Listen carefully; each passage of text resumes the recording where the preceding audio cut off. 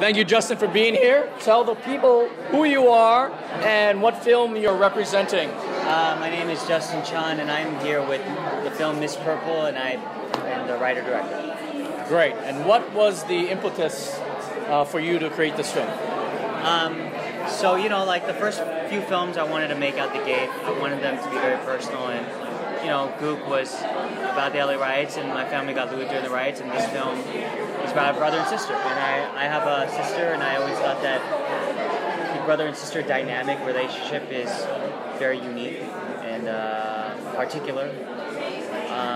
So I wanted to explore that, and also, you know, in a family, like the sense of obligation, who picks up the slack, who lets off the slack, and what everybody's responsibilities in a family is, especially when, like, you know, a family member is dying. Right. All that gets amplified. Right. So tell us what Miss Purple is about. Miss Purple is about an estranged brother and sister who reconnect during the final days of their father's life. Okay. And I know your last film, Gook, was filmed in black and white, right? And this one's in color. It's in color.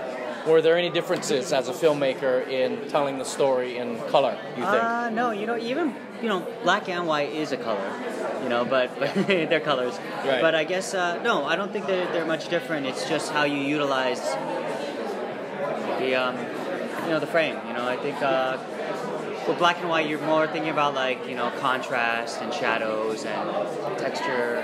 As you know, same with color, you're considering texture, but, you know, it's like you could tell the story in a different way, like, you know, the color of the wardrobe, right? You know, set design, right? You know. But no, I don't think there's a difference in terms of, like, the outcome. You know, you still have to make the same considerations when you're telling the story.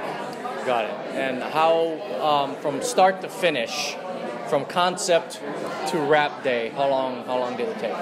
So I've been wanting to tell this story for about 5, 6, 7 years, and then but then from pen to paper to release at Sundance was a little over a year. It's very quick. Wow, I moved pretty quickly. Yeah, because I've been seeing, I was seeing casting notices come out, and I'm like, oh, Justin's doing a new movie. Yeah. Also, how did you go about assembling the cast? Did you use people you knew? Did you have an open casting? For the brother, you know, my friend Andrew On, who directed Spa Night, and he has his new film Driveways. I asked him, you know, when he made Spa Night, what was an actor that you really wish you could have cast but just wasn't right? Yeah. So he sent me a list of like 10 actors, and Teddy was the one that really caught my eye and had the right qualities that I was looking for. So that's how I found him. Tiffany, who we found through Facebook.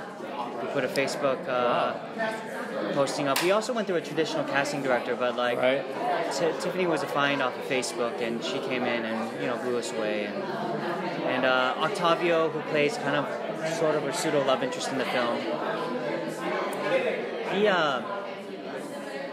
he was a part of the Actors Collective that I was a part of, and I always thought he was so talented, and, you know, he's a Chicano brother, and I always wanted to work with him. So when I was writing this, actually, I wrote the role for him. Wow, that's great. So he was taken care of. And then the father, who's an amazing actor, we found through a theater company in Koreatown. Wow, and what theater company was that in Koreatown? I don't even know the name. Okay. Alex, our producer, found the theater company, but you know, I think there's 2 major ones in Koreatown.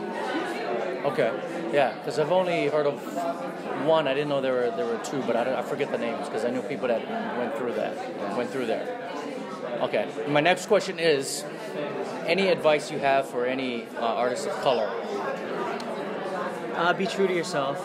Tell the story that you feel most compelled about, because that's going to be the most honest and engaging, because it comes from something very real. And then next piece of advice is just go out and start doing it. You know, it takes a while. I mean, you know. Yeah. You know, before even my first film, Man Up, which was a mess, but I love. You know, done like I don't know, over 40 shorts or something, you know. Yeah, a lot of shorts and you know, it's just trial and error and like learning through doing, you know. And I think a lot of the sort of roadblock or you know the gatekeeper, you know, is money, but these days, you know, you can go make something practice on whatever device you have. Where else can people see Miss Purple besides the festival? So Oscilloscope picked it up, and it'll be in theaters. I believe at the end of August. So it'll be in most major cities. Okay. It's gonna get theatrical. So theatrical release, LA, New York, of course, right? Yeah, and then you know like Seattle. It'll be in every major market. Okay. So you know I think that's when we really need you know the community to come out and support because it's a very intimate film about Asian Americans, and it really is through and through an Asian American film. But also how we fit into the whole, you know, interconnected with you know the Chicano community, specifically in this film. Okay. And so what's next for you, Justin? Acting, directing, writing, producing? I'm in pre-production for my next film called Blue Bayou. I'm hoping to start shooting in July. And making that with Macro, a company called Macro, who I think is like a wonderful company. They made Fences and Mudbound and Sorry to Bother You. And just awesome, you know, really great. Yeah, they do some good stuff. And so I'm really lucky to have them as partners and to support me. So, you know, it's about deportation, and hopefully we start shooting in July in New Orleans. Awesome. Okay. We're going to wrap this up? Yeah, absolutely. Thank you, man. Appreciate it. I'll see you.